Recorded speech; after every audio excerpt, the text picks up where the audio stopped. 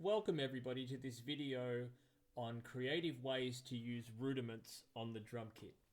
This is a wonderful instrument that's been developed over the last 100 years or so, but it still maintains its roots in the rudimental history of percussion playing. And what I mean by that is our ability as drummers and percussionists to use these sticks to develop the coordination to control them and the way that they bounce on whatever instrument we're playing on. I want to show you today two applications of the standard rudiments, and I'm going to concentrate on a few specific rudiments for you to this instrument.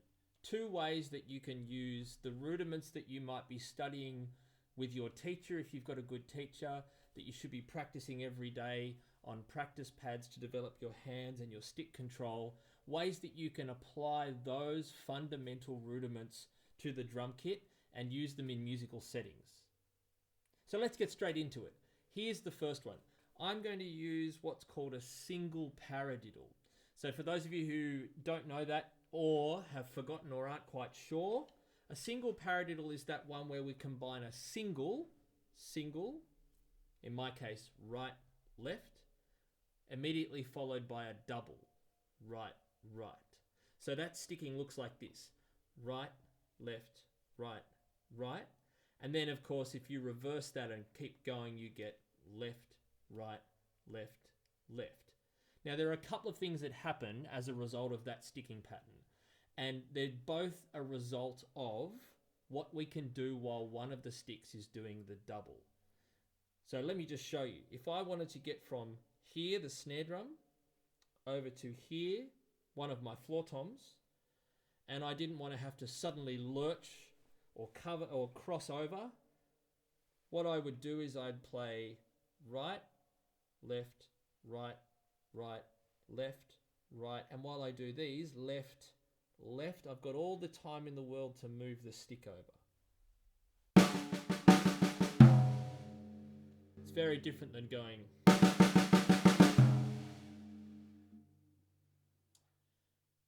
And the other thing that it allows us to do during that double stroke is to move the stick and prepare an accent. This is a full stroke, one that starts here and goes. It's the loudest sound we have as percussionists, the full stroke. And so while I'm doing that double stroke, I can get up to a half stroke with the next stick, or I can get all the way up to a full stroke, or, like I said before, I can move to another part of the instrument. Have a watch and have a listen.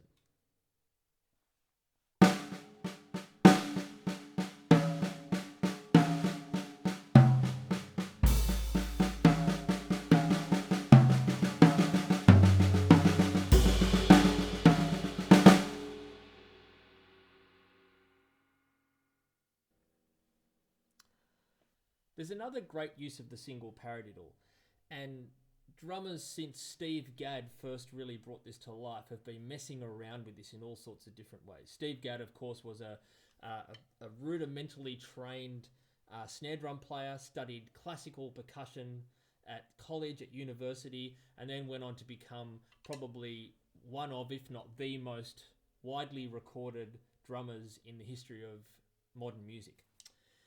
And you can tell by the way that he plays any sort of music that he's got this incredibly solid rudimental background to the way that he plays. Anyway, Steve Gadd developed this style of drumming in the late 70s, which we now refer to as linear drumming. And linear drumming is where essentially there's only one sound happening at a time. So in linear drumming, you wouldn't get the snare and the hi-hat playing together. Rather, you would get the hi-hat and followed by the snare drum.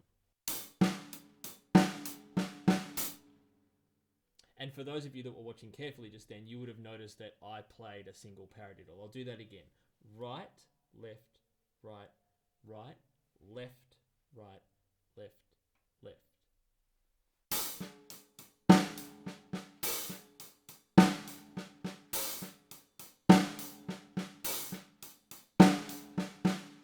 And just by adding a bass drum on each beat, the snare drum does an accent. So beat 1 and beat 3 in this case.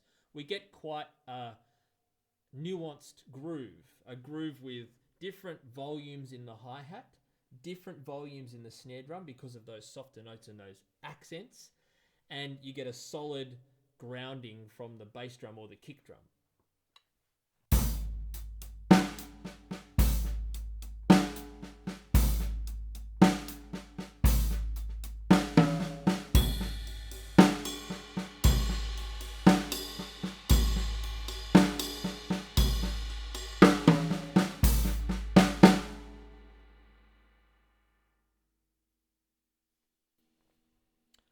So hopefully you can see already some direct applications for those often dry and seemingly unconnected rudiments that we are told that we should be practicing on a practice pad or a snare drum. What I want to get into next is probably the most life-changing discovery I ever made as a drum kit player. And this happened to me when I was traveling around North America in 2003, checking things out, seeing lots of music, getting some lessons. And I went along to a masterclass that was being run by a man by the name of Yoran Israel. Yoran now, I believe, is the chair of the percussion drum kit department at the Berklee School of Music in the USA, in Boston. And he ran this session that I went along to, just because I thought the name of the session looked a little bit interesting, on the Rudimental Ritual. And as the name suggests, the Rudimental Ritual is something that I'm sure you, just as I have, will end up doing every day as part of your daily practice. This is something that you can go through, you begin it, you play it with my best friend, the metronome, and you try to develop the ability to play this from memory so that it forms this fundamental part of your practice that takes care of a lot of the maintenance that we need to look after as players. So the Rudimental Ritual was something developed by another drum teacher from Boston, Alan Dawson, who taught many, many people, notably people like Tony Williams. Vinnie Colaiuta had lessons with him, Terry Lynn Carrington. And what he would do with his students, apparently, is that he would develop step by step, week by week, their knowledge of, first of all, the 26 American drum rudiments, and then the second group of rudiments that we all learn called the Swiss rudiments. And then he would also add these things that he called innovations, followed by some things that his students had introduced to him, different ways of using the stick. And by introducing them week by week, his students, after a certain period of time, would then develop all of the rudiments into this routine, which you would play on the snare drum over the top of a repeated phrase with your feet. A repeated phrase, another name for that is an ostinato. The ostinato, the foot ostinato in the Rudimental Ritual goes like this. 1, 2, 3, 4.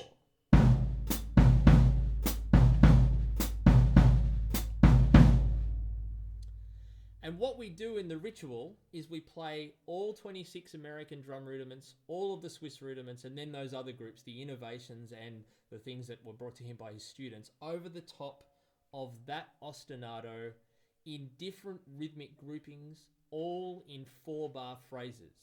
And I just want to, before I show you, I just want to explain why that is so useful to us players. Number one, it encourages us, if we use a metronome, it encourages us to develop a good sense of time, steady tempo, the ability to play in the same speed without moving, which is fundamental for drum kit players. Number two, we're going through the rudiments. We're developing our stick control, our hands, our ability to move potentially around the drums, and I'll show you a little bit of that.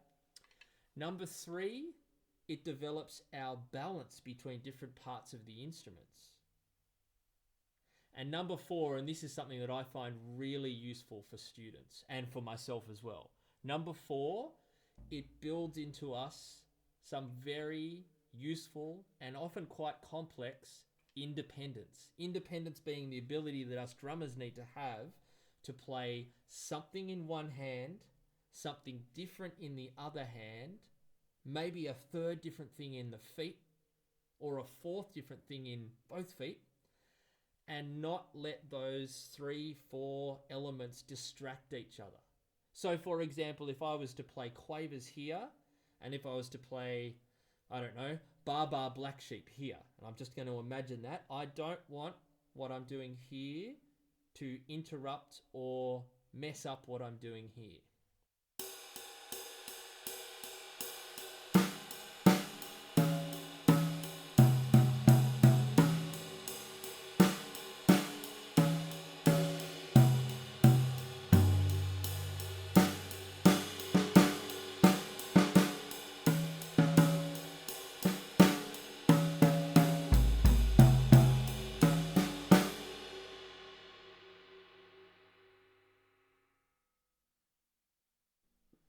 So let me show you how this works in the ritual. I'm going to use single strokes, right, left, left. And I'm going to play that foot ostinato, and over the top of it, I'm going to play quavers or eighth notes with my single strokes.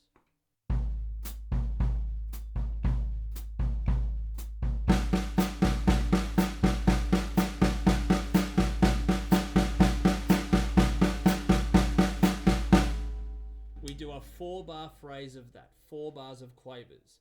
And then what we do is we play triplet quavers. So inside each beat, we're now fitting 3 notes. 1, 2, 3, 1, 2, 3, 1, 2, 3, 1, 2, 3. Before it was 2 notes. 1, 2, 1, 2, 1, 2, 1, 2. Now we're playing 3 notes. 1, 2, 3, 1, 2, 3, 1, 2, 3, 1, 2, 3. And again, still single stroke rolls, still for 4 bars. Let me do that for you. 1, 2, 3, 4.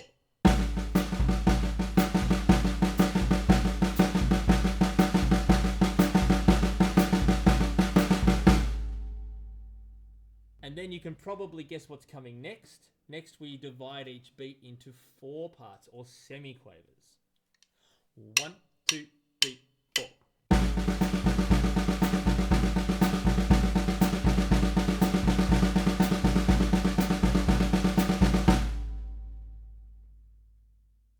I'm going to put all of those together now. So 4 bars of quavers, 4 bars of triplet quavers, and 4 bars of semi-quavers.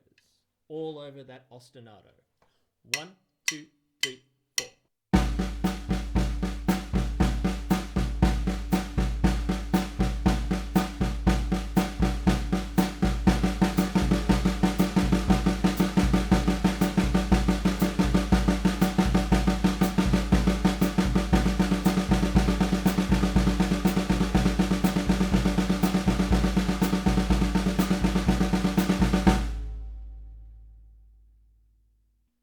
And of course, if we can do that with single strokes, we can also do it with double strokes. Right, left, left.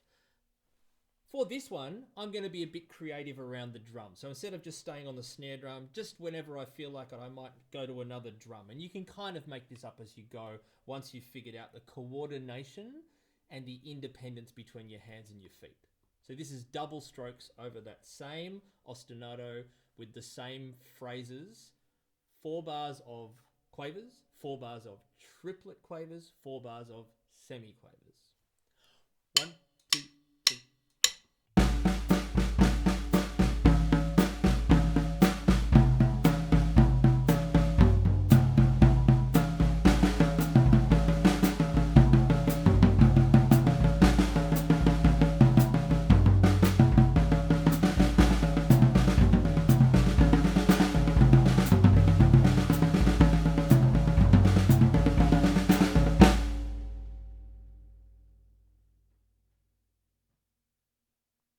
And then, of course, we can do this with all the rudiments. For example, the single paradiddle that we started with today. Right, left, left, left. Exactly the same 4 phrases. 1, 2, 3.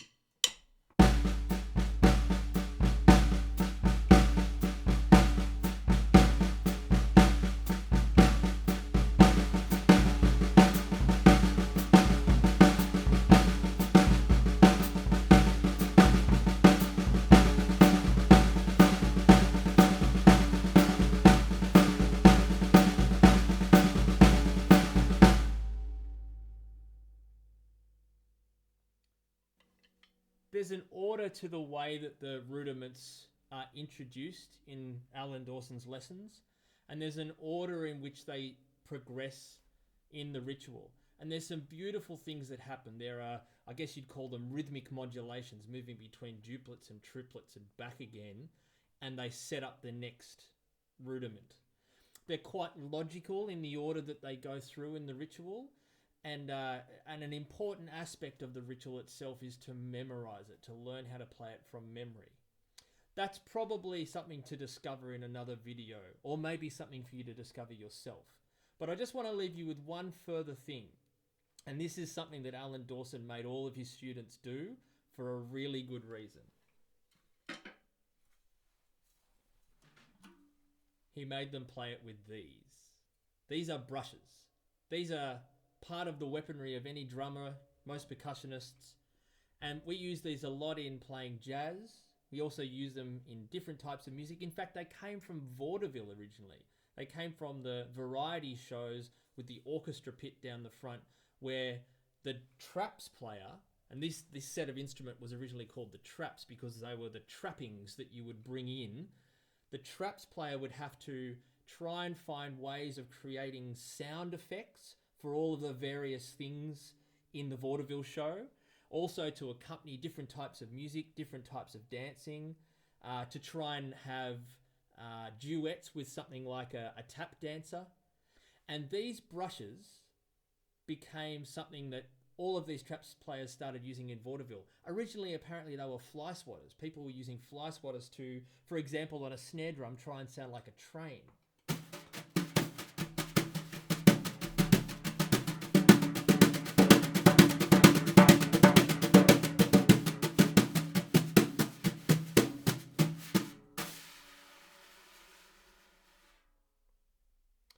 And of course, then jazz drummers started using them instead of playing the ride cymbal. They would play that same thing here and do sweeping sounds.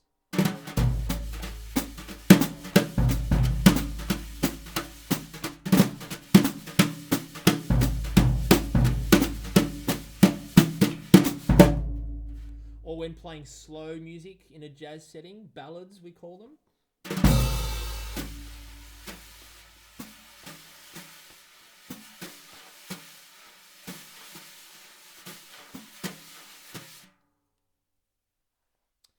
So Alan Dawson would get all of his students to memorize the rudimental ritual, play the rudimental ritual with sticks over this ostinato, and then do it with brushes.